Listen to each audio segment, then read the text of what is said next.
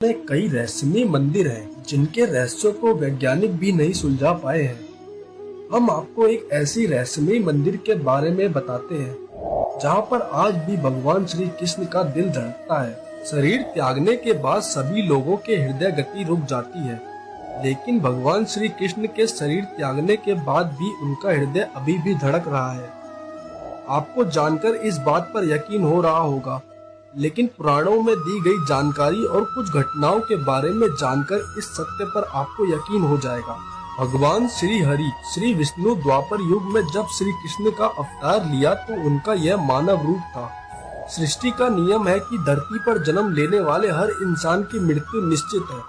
उसी तरह भगवान श्री हरि के इस मानव रूप की भी मृत्यु निश्चित थी।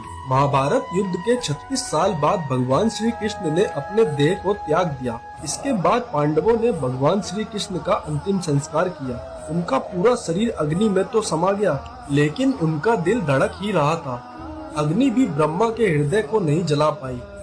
यह देखकर पांडव हैरान रह गए।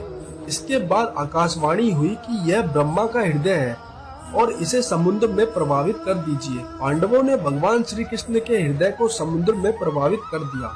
उड़ीसा के पुरी में प्रसिद्ध भगवान जगन्नाथ का मंदिर स्थित है।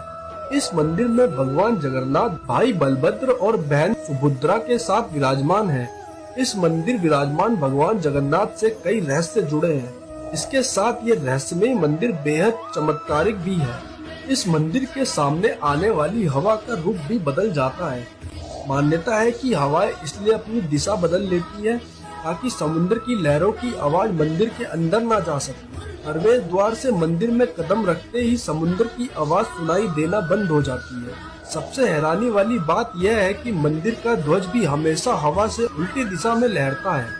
भगवान श्री जगन्नाथ मंदिर की मूर्ति में आज भी भगवान श्री कृष्ण का हृदय मौजूद है। भगवान के हृदय अंश को ब्रह्मा पदार्थ कहा जाता है। मंदिर में भगवान जगन्नाथ, बलभद्र और सुभद्रा की मूर्ति लकड़ी की है। भगवान श्री जगन्नाथ की मूर्ति का निर्माण नीम की लकड़ी से होता है।